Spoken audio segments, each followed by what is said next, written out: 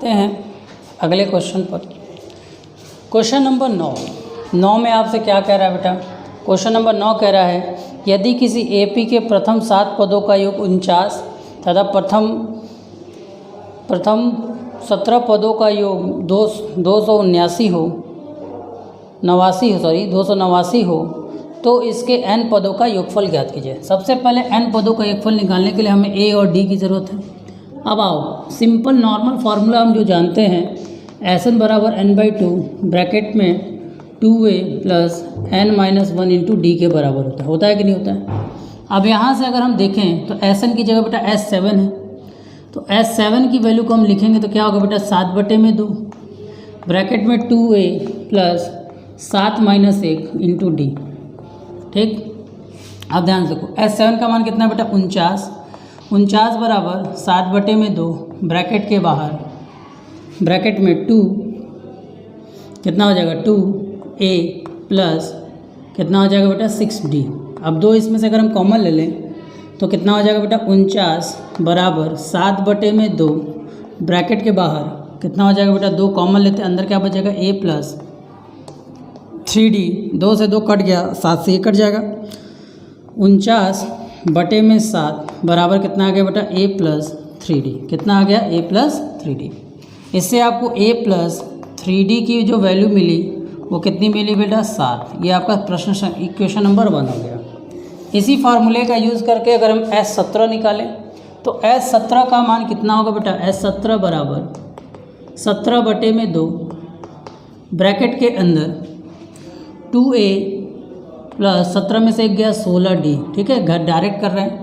अब देखो इन दोनों में से भी 2 कम A17 का मान क्या 289 है बराबर 17/2 अंदर से 2 कॉमन लिया तो अंदर क्या बच गया बेटा a प्लस 8d। ठीक, 2 से 2 कट गया, 17 से इसको काटोगे तो ये आ जाएगा बेटा 17 2a प्लस 8d। जैसे हमने इधर काटा है उसी तरह इधर भी कट गया। अच्छा 2a नहीं सिर्फ 8। इससे आपका हो गया a प्लस 8d बराबर 17। ये आपका समीकरण नंबर 2 हो गया।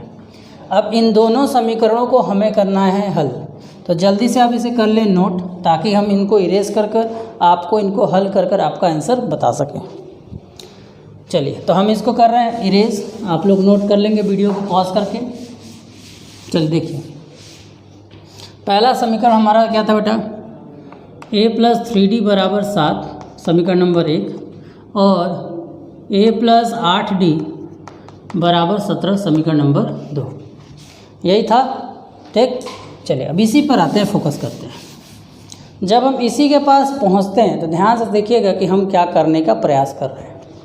जब हम इसके पास पहुंचे तो अब हम समीकरण 1-2 करते हैं तो क्या होगा बेटा a प्लस 3d बराबर 7 a प्लस 8d बराबर 17। कितना हो जाएगा बेटा माइनस माइनस माइनस, a से a गया कट, कितना हो गया बेटा -5d। इधर भी कट के कितना हो गया बेटा -10 क्योंकि माइनस वाला बड़ा है। d का मान हो गया माइनस कट गया, d का मान आपके पास कितना आ गया 5 से 5 इसको डिवाइड करेगा तो आंसर कितना आ जाएगा 2। जब आप इतना कर लिए अब आपका टारगेट क्या था बेटा a भी आ गया। अब d का नहीं a नहीं है, d का मान समीकरण किसी में भी रख देते हैं, समीकरण 1 में रखेंगे तो a प्लस 3d मतलब 3 × 2 बराबर कितना बेटा 7। ये माइनस a प्लस 6 हो जाएगा, 6 बराबर 7, 6 उधर जाकर क्या हो जाएगा माइनस और ये आपका आ जाएगा बेटा 1। तो a और d सब आ गया और आपसे डिमांड कर रहा है बेटा Sn का। तो Sn का फॉर्मूला क्या होता है बेटा n/2 ब्रैकेट में 2a plus n-1 into D. तो n/2 ब्रैकेट में 2a का वैल्यू 1 आया है प्लस n-1 और d का मान कितना आया बेटा 2। वैल्यू पुट करो तो इधर हो गया बेटा n/2 ब्रैकेट के अंदर 2, इसका इसमें गुणा करेंगे तो 2n-2 2 से 2 गया कैंसिल। अब कितना आ गया बेटा n/2 इंटू 2n, इससे ये कट गया, आपका आंसर कितना हो गया बेटा n²। कितना आ गया आंसर आपका n²। चलिए इसे कर लीजिए नोट।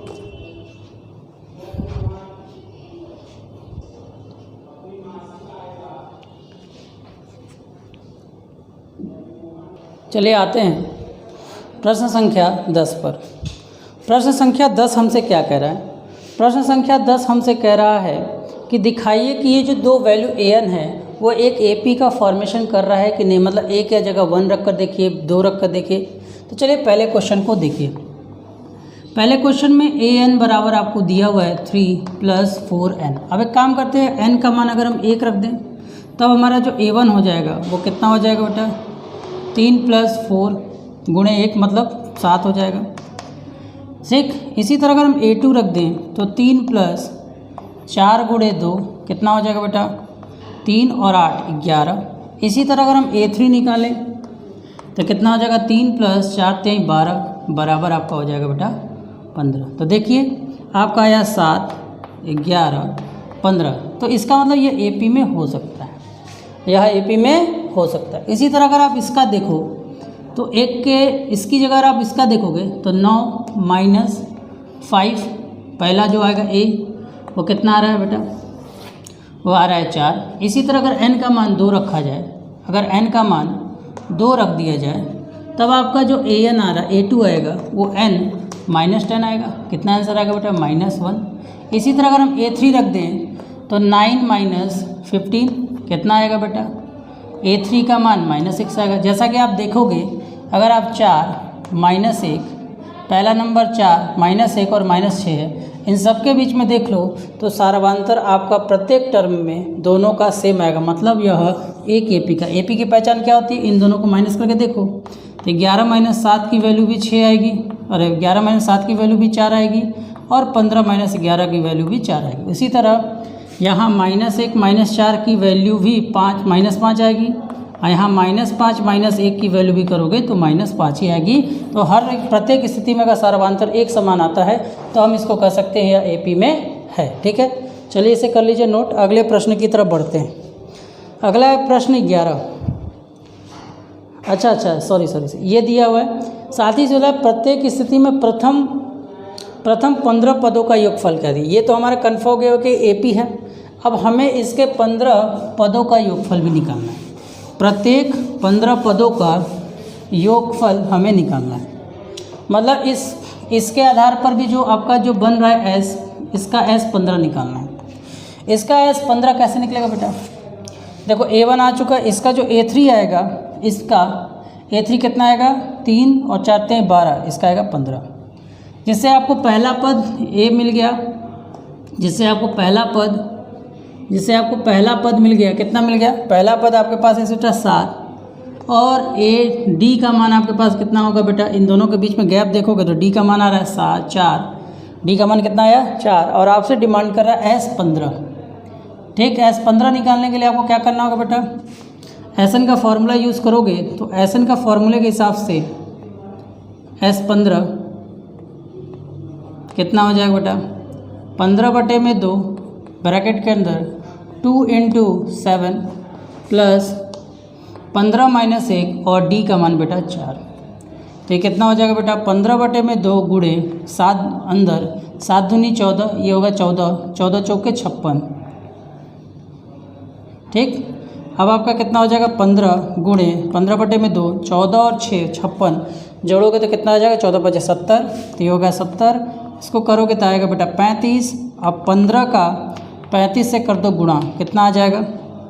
15 का 35 से कर दो गुणा, 15 का 35 से गुणा कर दोगे तो कितना आएगा? 15 × 5 = 75 का 5 हासिल होगा 7, 15 × 45, 45 और 7 52। ये आपका आंसर होगा। चलिए इसे कर लीजिए नोट। इसका दूसरा पार्ट आप अपने से कर लेंगे।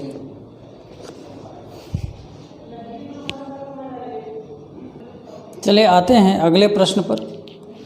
इस प्रश्न में आपको क्या दिया है और आपको क्या निकालना है? प्रश्न नंबर 11 है, कह रहा है यदि कोई AP, प्रश्न में पढ़ दे रहा हूँ, ध्यान सुनेगा। यदि किसी AP के प्रथम n पदों का योगफल 4n - n² से है तो इसका प्रथम पद मतलब A1 निकालना है, प्रथम पदों का योग मतलब S2 निकालना है, दूसरा पद क्या होगा मतलब A2 निकालना है। इसी प्रकार तीसरा, 10वां और nवां पद आपको निकालना है। एक चीज़ बताइए, एक बार ध्यान समझने का प्रयास कीजिएगा। जैसे मान लीजिए हमने लिखा 1 + 2 + 3 + 4, तो ये क्या हो गया बेटा? ये आपके 4 पद हो गए। तो 4 पदों का योग कितना आया बेटा? 8। कितना आया? 8। ठीक है ना। 4 पदों का कितना है बेटा 8। इसी तरह अगर हम 1 + 2 + 3 करते तो कितना आएगा बेटा, कितना आएगा बेटा 3 2 5 1 6। अगर हमको ये चौथा पद निकालना है तो हम क्या करेंगे, S4 में से अगर S3 माइनस कर देंगे तो क्या हमें चौथा पद मिल जाएगा कि नहीं मिल जाएगा, मिल जाएगा ना। मतलब 4 इधर के 4 पदों का योग और इसमें से 3 पदों का योग का माइनस कर देंगे तो हमें चौथा पद मिल जाएगा। तो यहाँ पर मैं आपको एक फॉर्मूला बताने जा रहे हैं जिसको आप याद कर लीजिए। जैसे अगर आपको an निकालना है तो an निकालने के लिए आप फॉर्मूला यूज़ करेंगे Sn - -1। मतलब an, जैसे आपको अगर a10 निकालना है तो a10 निकालने के लिए आप क्या करेंगे, S10 निकालेंगे, उसमें से S9 माइनस कर देंगे, आपका सब कुछ आ जाएगा। ठीक है, चलिए ये एक फॉर्मूले की तरह आप नोट कर लीजिए। सबसे फर्स्ट ऑफ पहला पद निकालना है तो पहले पद में S1 ही पहला पद होता है, चाहे a लिखो चाहे S1 लिखो कोई फ़र्क नहीं पड़ता। तो a निकालने के लिए हमें n का मान कितना रखना पड़ेगा बेटा 1। तो अगर हम n का मान 1 रख देते हैं तो S1 की वैल्यू कितनी हो जाएगी बेटा 4 × 1 - 1 का स्क्वायर। मतलब S1 की वैल्यू हो गई 4 - 1, तो S1 की वैल्यू हो गई बेटा 3। S1 बोलो या a बोलो एक ही बात है। अब देखो ध्यान से, अब आपसे S2 बोला, ये किसका मान है बेटा, S का ही तो मान है। ये किसका मान है, S का ही तो मान है ना। तो S2 निकालो। S2 निकालने के लिए आपको क्या करना होगा बेटा 4 × 2 - 2 का स्क्वायर। ठीक, -2 का स्क्वायर। 4 × 2 8 -4, तो S2 का वैल्यू कितना है बेटा 4। ठीक, चलिए अगला प्रश्न क्या है बेटा A2 निकालने के लिए आप क्या करोगे बेटा S2 में से S1 को क्या कर दोगे माइनस। अभी मैंने बताया कि जो भी आपको an निकालना हो तो n - S-1 कर दोगे। तो S2 का मान आया है 4 और S1 का मान कितना आया था बेटा 3। सॉल्व करोगे तो A2 का मान आपके लिए कितना हो जाएगा बेटा 1। इसी तरह A10 निकालो। A10 निकालने के लिए आपको क्या करना है बेटा, A10 निकालने के लिए आपको क्या करना होगा बेटा S10 में से माइनस करना है S9 को। तो S10 मतलब 4, तो S10 मतलब चलो, तो ये निकालने के लिए पहले हम S10 निकाल लें। तो S10 बराबर कितना हो जाएगा 4 × 10 - 10 का स्क्वायर, ये होगा। मतलब 40 - 100 डेट इज़ 600। कौन सा, डेट इज़ 60। कौन सा, -60।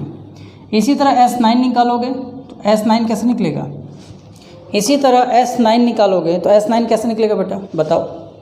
S9 निकालोगे तो S9 की वैल्यू आ जाएगी 4 × 9 - 9 का स्क्वायर। ठीक, 9 का स्क्वायर। 4 × 9 36 में से 81 हमको करना है माइनस। 81 को तुम माइनस करोगे तो कितना आएगा बेटा, तो 11 में से 6 गया 5 और 7 में से 3 गया 4 -45।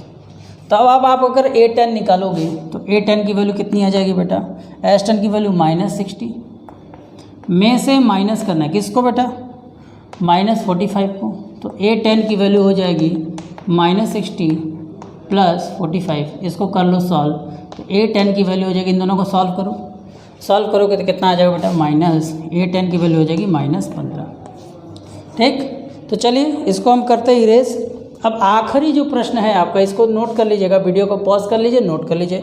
अब आखिरी जो प्रश्न है इसका an। तो an निकालने के लिए आपको क्या करना होगा, an निकालने के लिए आपको करना है Sn में से Sn - 1 को माइनस करना है। Sn की वैल्यू कितना है बेटा 4n - n²।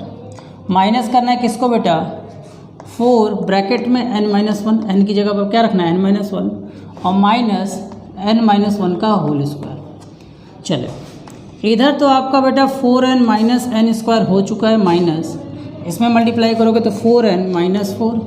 अब इधर माइनस है, इसको किससे खोलोगे बेटा a + b के whole square, sorry a - b के होल स्क्वायर से। चलो खोलो इसको जब आप a - b के होल स्क्वायर से खोलोगे तो कितना होगा बेटा n² +1 -2n होगा ना। a - b के होल स्क्वायर से खोलो तो यहाँ अपना होगा बेटा 4n minus N square minus कितना हो जाएगा बेटा 4n माइनस माइनस प्लस 4 और ये हो जाएगा बेटा प्लस, यहाँ हो जाएगा बेटा N square plus 1 minus 2n। ठीक है, 4n से 4n कट गया, एन स्क्वायर से एन स्क्वायर कट गया, क्या बच गया बेटा ये 4 और 1 आपका हो गया 5 माइनस 2n, मतलब आपका S10 आ गया, an आ गया 5 माइनस 2n। चलिए इसे कर लीजिए नोट।